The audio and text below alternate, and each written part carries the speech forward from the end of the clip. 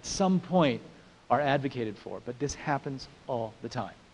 It happens all the time, and it happens because the poor don't have a voice. They weren't sitting in those rooms saying, but wait a minute, did you really do all the homework? Is it possible to bring these prices down?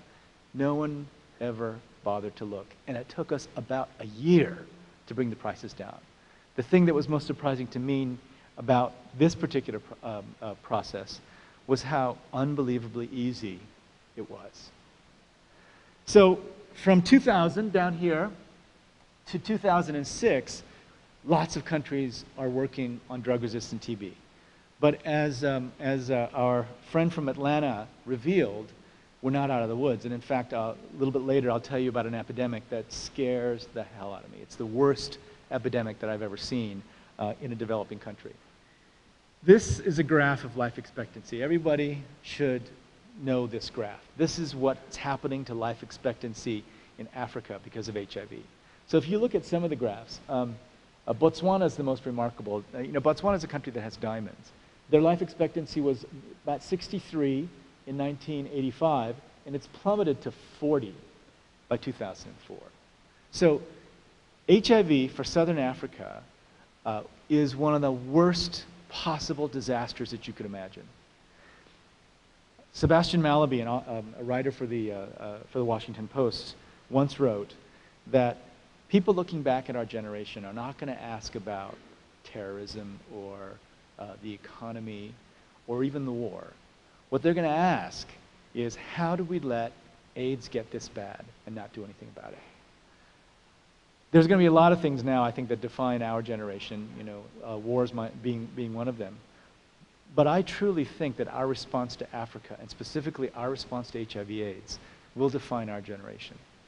Here is a country, here's a set of countries, especially sub-Saharan Africa, that are extremely poor. Many development specialists have written off Africa. They've said, it's just hopeless. All the countries that have already developed, Africa's just hopeless. Now, I've studied this kind of, how should we say, sort of the process by which academics and specialists write off entire countries and regions. And I would just say be very wary. In 1900, there were reports all over the place from people who said, this particular country is so backward and savage that people have no culture, they don't know how to read. The culture is just so backward that there's no chance that it will ever develop. Those people were talking about Japan. In the 1950s, they said the exact same thing about South Korea. So almost word for word, the things that were being said about Japan in the early 1900s and Korea in the 1950s are being said about Africa now. And if we don't get on top of the HIV/AIDS epidemic, the prophecy may come true finally. My own sense is that Africa, just like any other country, can develop just fine. But if we don't jump on the problem of losing 25 years of life expectancy in a decade, we'll never get, Africa will be doomed.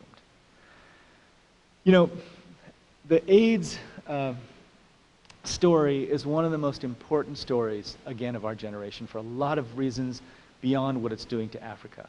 So most of you probably weren't born when the first stories of AIDS came to light. It was 1981, and in 1982 I entered medical school. We had just heard about it. We didn't know how AIDS was spread. We knew that it was almost uniformly deadly. When our medical school class, in my first year at Harvard Medical School, one of my classmates had to interview for the first year set of activities a person with HIV. And they literally put a moon suit on him. We didn't know if it was spread through airborne means like tuberculosis. We'd not even identified the virus yet. We didn't know what it was. And for the first 5 years or so, we didn't do very much about it. And what happened was, activists, mostly gay white men, started taking to the streets, and they demanded that NIH focus on research for AIDS drugs. And these two people here, this is Paul Volberding and Peggy Fischel, these are really wonderful people who've worked their butts off for 25 years in trying to find drugs and other treatments for HIV/AIDS. And they'd get blood thrown on them on a regular basis. Now, I've gotten to know these guys very well, the AIDS activists. The group was called ACT UP. And ACT UP was very famous because they just scared everybody. They scared scientists, they scared politicians. They chained themselves to the White House fence. They would go into the NIH buildings and throw blood on researchers because they weren't doing enough around HIV/AIDS. But the good news is that it worked. And it worked so well, it worked so well that we started getting new drugs. And right now, the drugs are coming out at such a regular pace that it looks like people are going to live for 25, 30, 35 years with the new drugs that are becoming available now. So we've turned what was an extraordinarily frightening death sentence into a manageable chronic disease. And in 1996, when the widespread use of the so-called highly active antiretroviral therapy, the triple combination that at that time, for the first time included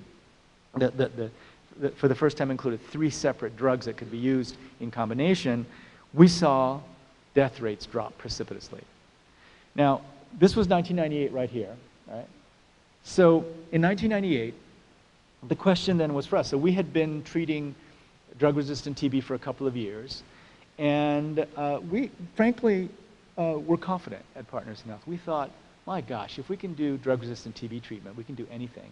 Drug-resistant TB treatment is, I think, the most difficult thing we've ever done in a developing country. It's 18 to 24 months of therapy, and almost every day you have to give them an injectable. So you have to inject them every day.